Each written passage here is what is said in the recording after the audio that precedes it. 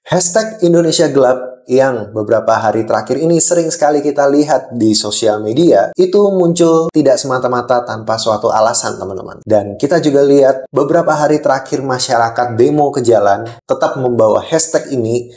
Saya yakin pasti juga memiliki alasan yang sangat kuat. Salah satunya ketidakpuasan terhadap kebijakan-kebijakan yang dikeluarkan oleh pemerintah. Hashtag Indonesia Gelap ini muncul di sosial media sebagai respon terhadap berbagai isu yang dianggap oleh sebagian orang adalah suatu tanda kemunduran atau permasalahan yang sangat serius di Indonesia. Khususnya terkait kebebasan berpendapat, hak asasi manusia, atau kondisi sosial dan politik di negara kita tercinta. Penggunaan hashtag ini seringkali terkait dengan kritik terhadap kebijakan pemerintah karena adanya batasan-batasan di dalam berekspresi, pengawasan yang terlalu ketat terhadap warganya, dan ketidakpuasan terhadap kondisi ekonomi dan sosial yang terjadi saat ini. Seperti yang kalian tahu, di dalam beberapa bulan terakhir ini terjadi PHK besar-besaran, baik dari sisi BUMN yang harus terjadi karena adanya instruksi dari Presiden untuk setiap badan usaha negara untuk melakukan efisiensi di dalam anggaran. Akhirnya inilah yang menjadi salah satu pemicu untuk beberapa perusahaan BUMN mem-PHK karyawannya, khususnya untuk karyawan-karyawan yang sifatnya adalah outsourcing. Belum lagi perusahaan-perusahaan swasta. Ada beberapa perusahaan swasta yang mem-PHK besar-besaran. Dilansir dari Liputan 6, beberapa perusahaan swasta yang berencana untuk mem-PHK karyawannya. Contohnya saja PT Sanken Indonesia yang rencananya akan mem-PHK pada tahun 2025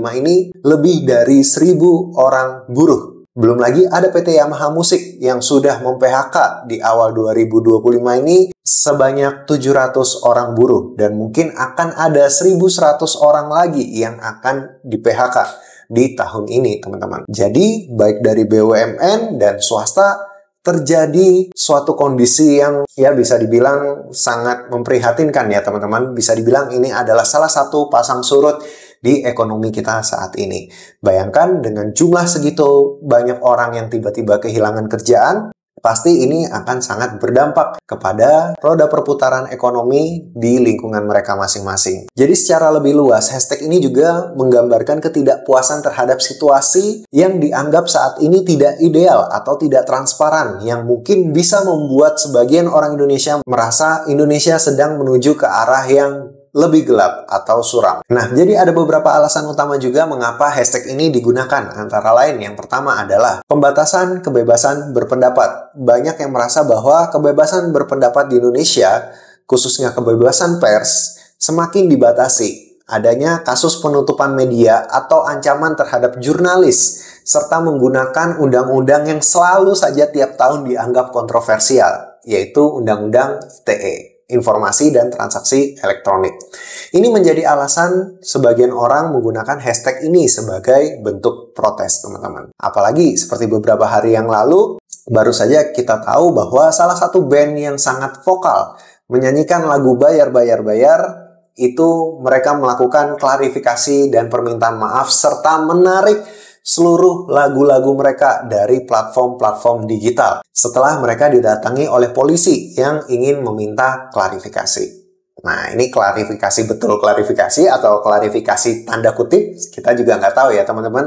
Tetapi kalau misalnya sampai penyanyi yang tadi vokal terus kena mental, ya pasti nggak sekedar klarifikasi harusnya. Padahal sayang, lagu ini cukup bagus sebagai sebuah kritikan. Karena saya merasa lagu bayar-bayar itu bukan untuk menjudge bahwa polisi itu seperti itu ya, teman-teman. Memang ada sindiran, tetapi itu ditujukan untuk oknum-oknum yang memang nakal. Jadi kalau misalnya Anda tidak merasa nakal, ya jangan tersinggung dong. Nah, kan intinya seperti itu, teman-teman. Justru gara-gara langkah dari kepolisian itu tadi yang membuat band Sukatani akhirnya menarik lagu-lagu mereka dari platform digital, justru ini malah membuat masyarakat tambah gencar mendukung band Sukatani.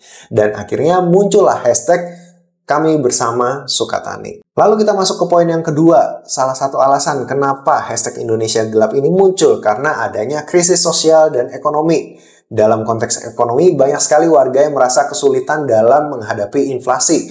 pengangguran makin tinggi, PHK besar-besaran terjadi, dan ketimpangan sosial yang semakin besar. Beberapa orang menganggap bahwa pemerintah tidak cukup serius untuk melakukan upaya yang signifikan untuk memperbaiki kondisi saat ini. Dan akhirnya muncullah hashtag ini, teman-teman, baik di sosial media atau demo yang beberapa hari ini terjadi di beberapa kota besar. Poin ketiga yang membuat hashtag ini muncul tentu saja adalah kebijakan pemerintah yang dianggap tidak pro rakyat. Hashtag ini digunakan sebagai bentuk kritik dari masyarakat kepada pemerintah yang dianggap mengeluarkan kebijakan-kebijakan yang tidak berpihak kepada rakyat. Misalnya kebijakan yang berhubungan dengan kenaikan harga-harga barang pokok, PPN yang hampir saja naik ke 12%. Belum lagi kebijakan-kebijakan yang dinilai tidak adil dan hanya menguntungkan kelompok-kelompok tertentu. Dan yang paling penting adalah kebijakan yang berpotensi untuk mengurangi ruang demokrasi yang ada di Indonesia. Poin nomor 4 adalah penyalahgunaan kekuasaan. Penggunaan hashtag ini juga mencerminkan kekhawatiran masyarakat tentang penyalahgunaan kekuasaan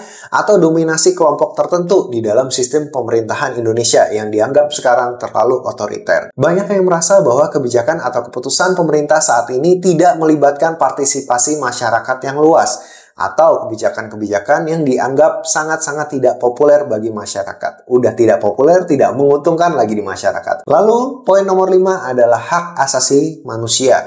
Isu pelanggaran hak asasi manusia seperti kekerasan terhadap aktivis atau masyarakat sipil, pembatasan terhadap kelompok-kelompok minoritas juga menjadi pemicu penggunaan hashtag ini. Jadi orang-orang yang merasa hak asasi manusia mereka terancam seringkali menggunakan hashtag ini sebagai bentuk perlawanan dan protes terhadap pemerintah. Dan yang terakhir, salah satu alasan kenapa hashtag ini bisa muncul adalah polarisasi sosial dan politik. Terkait dengan isu politik, agama, dan etnis, ini terjadi polarisasi yang membuat orang merasa Indonesia semakin tidak kondusif untuk hidup bersama dan harmonis, teman-teman. Makanya, ada juga hashtag yang lagi muncul beberapa waktu terakhir, yaitu pergi aja dulu. Seperti itu. Karena merasa bahwa kondisi Indonesia saat ini sangat-sangat tidak kondusif. Kenapa kita tidak cari kerja di luar negeri aja sementara sampai kondisi Indonesia membaik? Hashtag itulah yang akhirnya cukup ramai juga diperbincangkan. Banyak sekali hal-hal yang terjadi di Indonesia selama beberapa waktu terakhir, teman-teman. Apalagi ini baru awal tahun, juga awal dari pemerintahan Pak Prabowo. Saya yakin setiap pimpinan pasti ada kelemahannya masing-masing ya, teman-teman. Tapi di sisi lain kita juga harus melihat ada mungkin sisi-sisi positif yang mungkin kita bisa lihat ya teman-teman. Kalau misalnya kita mau menjudge pemerintahan saat ini juga sangat terburu-buru karena pemerintah juga sedang beradaptasi karena baru selesai masa transisi ya teman-teman. Dan Pak Prabowo juga sangat tegas terhadap kebijakannya, janji-janji politiknya, yaitu untuk memberikan makan siang gratis. Walaupun masih belum bisa terlaksana dengan menyeluruh di Indonesia, ada beberapa daerah yang sudah menjalankan kebijakan ini, teman-teman. Dimulai dari daerah-daerah yang benar-benar membutuhkan. Dan Pak Prabowo juga membuat suatu lembaga pengelola aset, yaitu Danatara ya teman-teman, yang itu adalah suatu lembaga yang besar banget. Dan sebenarnya ini adalah lembaga dengan tujuan yang sangat baik dan bisa menjadi sangat luar biasa seperti di negara di luar-luar. Asalkan dengan catatan dikelola dengan baik. Jadi Danatara ini singkat cerita, dia akan mengelola aset-aset BUMN supaya bisa lebih maksimal dan efektif. Kalau memang benar ini bisa berjalan dengan baik, teman-teman, ini akan menjadi suatu terobosan yang sangat luar biasa. Kalau misalnya ngelihat dari gambaran sederhananya, memang ini sangat bermanfaat sekali buat Indonesia ya teman-teman.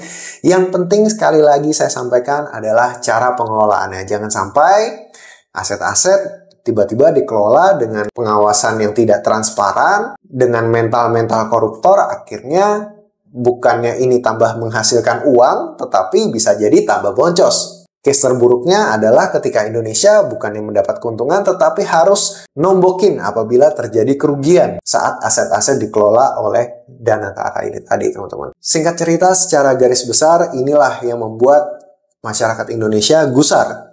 Apakah Indonesia bisa berjalan ke arah yang lebih baik lagi di waktu-waktu yang akan datang? Kita tidak tahu teman-teman, tapi saya harap dengan adanya gelombang demonstrasi besar-besaran dari masyarakat, ini bisa membuat pemerintah segera berpikir bagaimana solusi untuk mengatasi berbagai permasalahan yang ada di Indonesia. Seperti yang sudah kita ceritakan tadi teman-teman.